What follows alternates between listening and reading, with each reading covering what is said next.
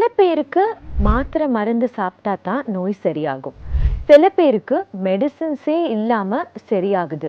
அது எப்படி அப்படின்னா, சைக்காலஜில பிளசீபோ எஃபெக்ட் அப்படின்னு சொல்லுவோம்.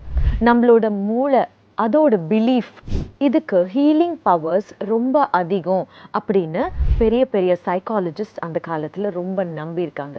இதோட எஃபெக்ட்டுக்கு பேர் பிளசீபோ எஃபெக்ட். கன்வென்ஷனல் டாக்டர்ஸ் இதை பெருசாக நம்புறது கிடையாது. ஆனால் சில பேருக்கு மாத்திரை மருந்து எடுக்காமலே பெரிய பெரிய நோய்கள் குணமாகிறத நிறையா கேசஸில் பார்த்துட்டு வந்திருக்காங்க.